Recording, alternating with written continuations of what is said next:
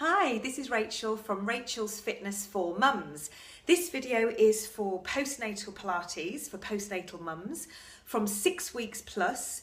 It's a few more exercises continuing from the 0 to 6 weeks postnatal video that I did earlier.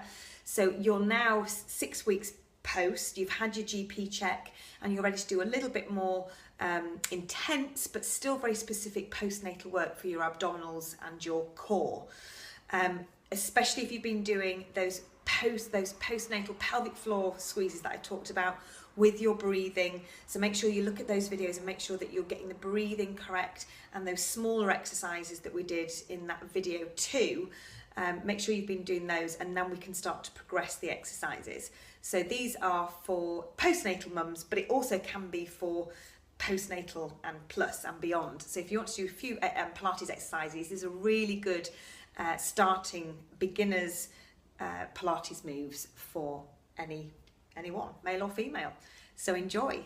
So the first exercise we're going to do is, and this is my lounge by the way, we're going to sit up onto our sitting bones. You can do this on the carpet with a mat down. If you haven't got a mat, it doesn't matter.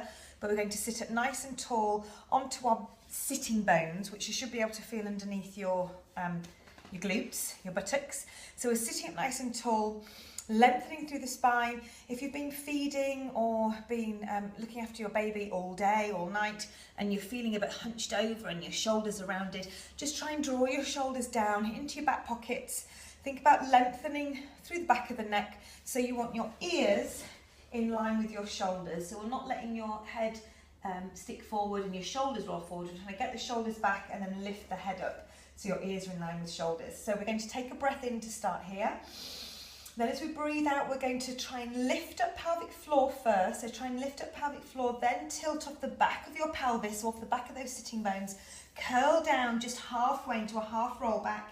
And then we breathe in and we lift up. So breathing out,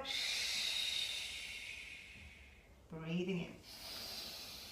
As you breathe out, you curl through the spine, you draw your tummy in, so navel to spine, lifting up the pelvic floor. So we're working really deep into your core muscles. Breathing out,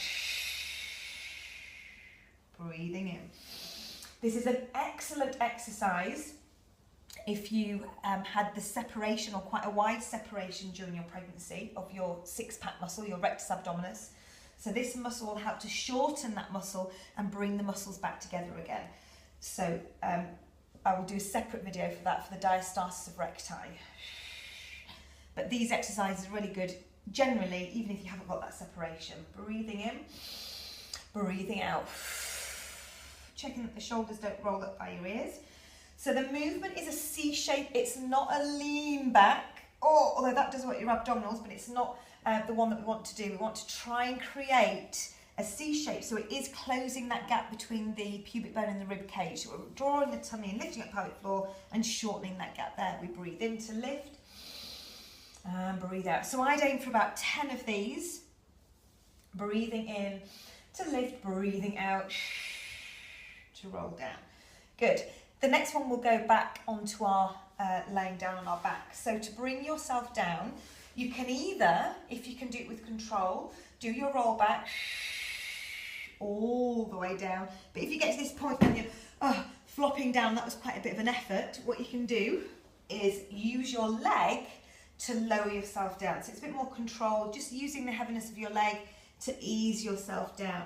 And as I just did then, showed you how to get off the mat, you're going to bring your knee in and you're going to push your leg away to bring yourself up. So that just avoids using your rectus abdominis, especially if you've got that separation, that diastasis of recti. You definitely don't want to be doing any movement like that if you're separated around your navel area. So always use your leg to bring you up, or roll over onto the side and bring yourself up from there. Okay, the next exercise we're going to do is a single leg lift. So in the previous video, which was 0 to 6 weeks, we did a lot of pelvic tilts and a lot of bridges, again to really connect with these abdominals. So that was a really good exercise that you can still do now in your plus 6 weeks phase.